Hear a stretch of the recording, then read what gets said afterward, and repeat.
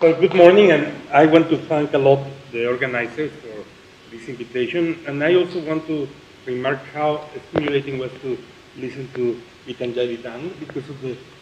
reformist argument she made. I felt incredibly at home, even though I come from the other side of the Atlantic. The echoes of things I've been talking and discussing for ages fell on me with an incredible grace. So I really want to thank your words. Anyway, I'm going to read a text that it goes on a very different direction, and it's very specific, and I hope you will not find it indulgent because of that. It probably is an attempt to think on issues that are very close at home. So, but I thought that it was interesting to probably bring them here, and maybe hoping that there are echoes and analogies to bring from them. And it's a paper that I titled Monumental Returns. Until very recently, I tended to assume that the notion of the monument was historically unredeemable, an attempt to mark absence and of materially undo death and forgetfulness, which related to the economy of heroism by which nation-states, parties, and modern hegemonies operated by administering hope along death in terms of a construction of collective agencies, which, although is intrinsic to the narrative of modern power, had at least fallen from grace in terms of cultural articulation. As a result, the monument became, above all, the subject of a number of theoretical investments. Smithson's vision of entropy as the aesthetic quality of the monuments in reverse of modernity, for instance, appears almost inevitably as the referent of any questioning of the temporality of the modern when this is declared unable to reclaim any protection into a significant any projection into a significant political project. In a similar vein, one could argue that the idea of the monument as a form of public erection of speech appears as the bête noire of contemporary sculpture, as a referent of forms of authoritarian rhetorics, which, as the current works of the Rax Media Collective in the Venice Biennial demonstrate, lend perfectly to be deconstructed as phantoms of weakness and fear of the ruling power. The precision of the Rax attempt to erect those koans of iconoclasm as a sort of preambulatory preamble to the national pavilions in the Giardini suggests the way the notion of a monument appears in contemporary practice as the referent of the unconscious of modern and colonial power, as a ghost rather than as an artistic possibility. The monument resides in contemporary art, above all, as a dead art form, as the form of dead art, which weighty death opens precisely to a number of interventions that relate the obsolescence of the genre to the staging of the collapse of certain narratives. In a work that I find especially clever, oh, I made a mistake here in the order, sorry. Especially clever in that regard, in 2008, Jimena Labra, a Mexican artist, decided to stage the meaninglessness of the monument as a form of public art by producing 3 identical copies of the slab commemorating the massacre of the Mexican student movement in 1968 in the Tres Culturas Square in Tlatelolco, to later displace the fake fiberglass monuments in a mad tour in several squares and public spaces all through the city. The result of such Tlatelolco Space Odyssey, that's the title of the work, because relating also to the minimalist slab that appears in Kubrick's movie, suggested the monumental banality of the inscriptions of commemorative objects once they are translated into a certain social practice. In photographs and video, Labra showed that the displaced monuments were immediately incorporated into the chaos of the megalopolis as a mere backdrop and noise, as a means of oblivion rather than a means of meditation. The lack of significance of those inscriptions in those slabs appeared to me as a confirmation of the way the monument had been naturalized as a form of political invisibility, condemned to become only visual noise in a context of a public space increasingly taken by advertisement and the universal presence of electronic screens. To my surprise, in the recent months, and then here please forgive me to be so local, the conjunction of public restlessness at the growing extent of violence in my country and the corruption of the system of political representation have triggered an unlikely reactivation of the political role of the monument, both in a positive and negative sense. And although this happens through a number of disclaimers and distancing. Monuments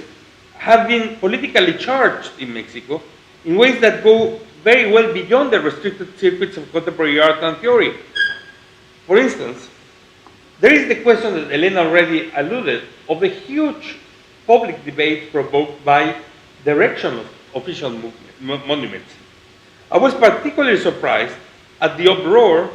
that the press and social media displayed at the inauguration of this horrible sculpture, the Chimali warrior of Mexican sculptor Sebastián, that was offered to the people last October in the Chimalhuacán municipality, one of the suburbs of low-class dwellers located to the east of Mexico City. For close to 4 decades, this guy has played urban centers all through Mexico and beyond, with shiny abstract and cryptographic emblems of a significant stature that serve to local politicians to symbolize their claims of modernization. And this has gone normally unchallenged. More than a matter of fashion, the reason of Sebastián's success has been a well-thought method that circumvents the lack of public funds allocated to the commissioning of public art by offering politicians the donation of his art under the condition of having his associates hired for its material production as engineering work, so as to budget it as a standard public facility. This time, the way this object fell into disrepute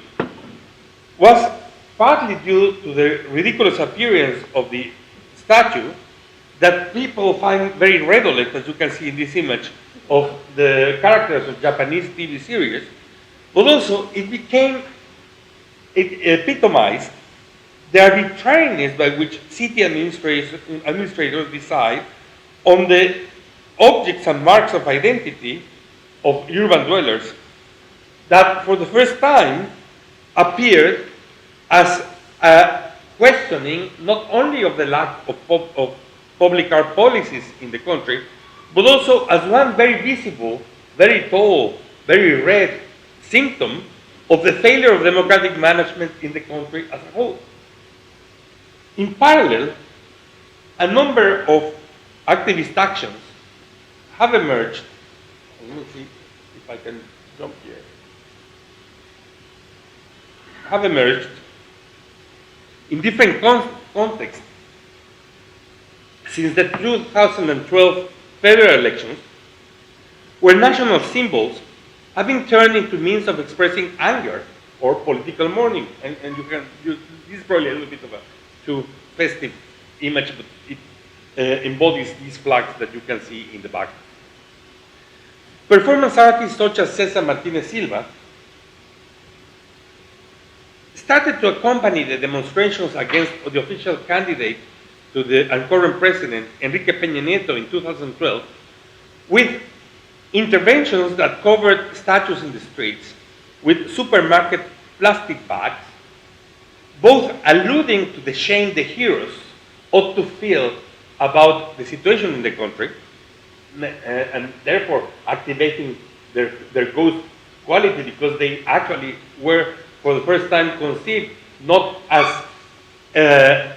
images of dead people, but as witnesses from the past into our actions, and also in reference to the way the mafia gangs dispose of corpses all around the country in plastic bags. The ambivalence of those actions that is similar to the way the Mexican flag was taken by activists, turning it into black, have a beauty where a subtle form of iconoclasm also appears as a form of honorary offense in terms of expressing the state of national shame, in terms of preventing the past from having a space of identification with the degradation of the present. This is something that I need to confess never occurred to me that could be actually a possibility with sculptures, that they could actually embody a good past that would have a relationship towards us in terms of a position of shame. And then I humbly confess that my perception of these objects has dramatically changed. I can see that they are seeing me. And this really is a position of transformation. Maybe one of the reforms that we just heard could be alluded in this space. So despite the festive mode that demonstrations and social protests usually have, the fact that they react against specific acts of violence has transformed them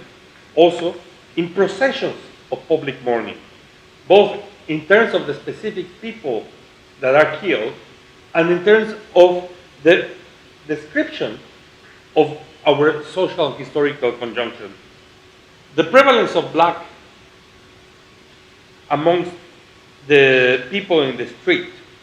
relates also to the reemergence of anarchism in the social movement and the way social tragedy and the face of the missing of the dead define the pathos of the society. But it also relates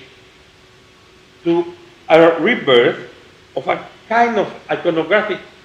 engagement that was impossible beforehand, that turns objects into public agents in a way that couldn't be foreseen before. Of course, it is the body and the corpse that provoke this transformation. The race of violence related to drug trafficking, the exploitation of immigrants and the murder of women, and the general epidemics of missing and murdered people in the country, in a place that has fallen in great part under the control of the so-called organized crime, have provoked a surge in artistic practices. This is a particularly brilliant moment in the demonstration where the street signs, again, that refer to heroes, were replaced by fake street signs that, for instance, in this case, try to rename the cities, the street of the missing ones, anyway, have provoked a surge in artistic practices, both formal and activist, that have a common thread of relating protest with the rituality of mourning. There is a lot to be said,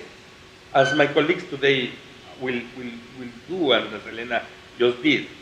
to the complex relation of the aesthetical response to these new conditions of social crisis. It is, however, interesting that a chaotic social upheaval provoked in a variety of ways by the consequences of the neoliberal revolution countries like Mexico have undergone in the last decades involved such an activity of affective political and aesthetic work. It suggests that given the brutal nature of the social changes that have created and extended violence, art has reacquired a role as serving as a very important means of subjectively coming to terms with the need of a certain representation and action around a particularly challenged time in terms of history. Precisely a means to prevent meaninglessness and powerlessness. Of course, the current violence in Mexico is, in essence, an expression of the brutal disparities and transformations provoked by the neoliberal agenda. I am convinced that a great deal of the cultural, social, and gender instability that has translated into the upsurge of violence in Mexico is related, above all, to the stern implementation of a policy that in the long term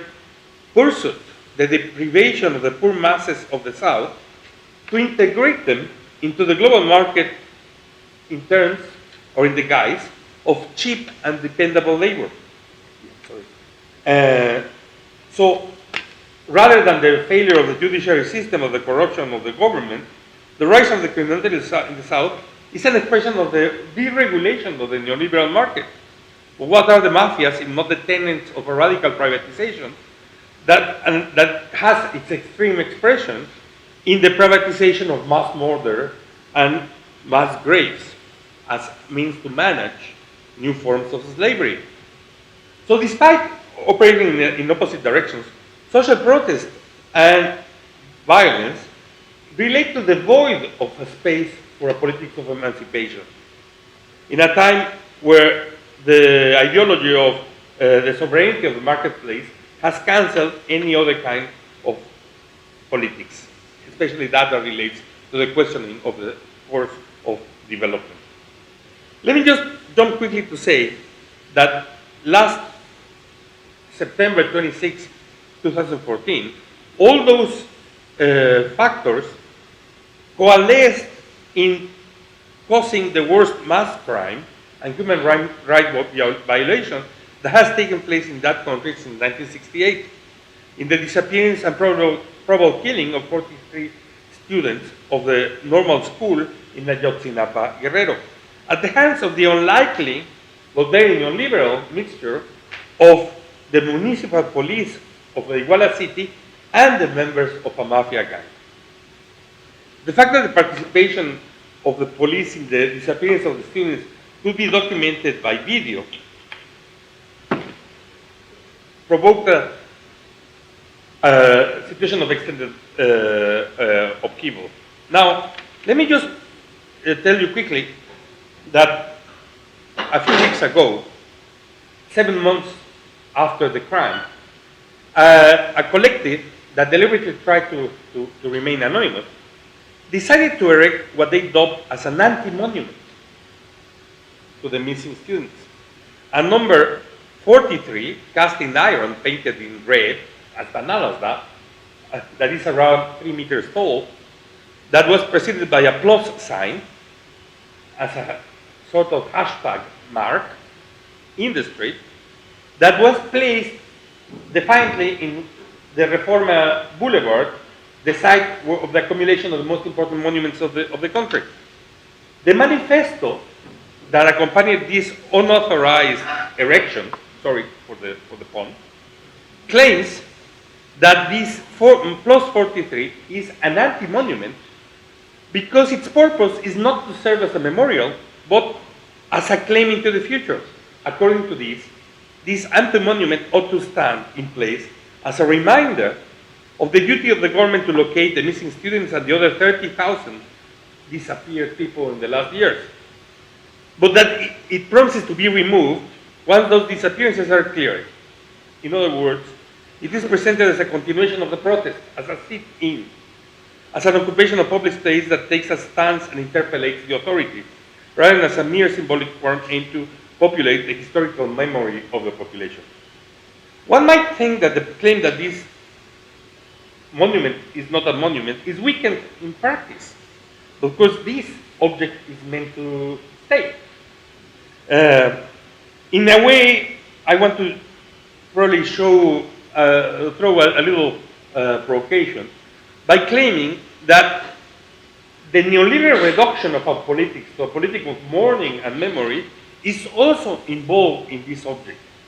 There is a certain closure where the space that we occupy in the political agenda is also defined by the violence provoked by the neoliberal politics. And this is something that ironically produces the political memory where we find a space of agitation. In that context, our renewed involvement with the rationale of monuments and the political memory appears both as unavoidable, but I'm afraid, intrinsically failed. It's part of a certain vicious circle of social alternatives. I hope that somehow what we need to do is to find a way to actually provoke a transformation into that dialectic. A dialectic where we probably, through works like Teatro Ojos interventions, we could probably start to break out from receding into a structure of mere heroism, and I'm going to jump quickly here, so as to activate a space of citizenry. Thank you very much, and sorry for extending.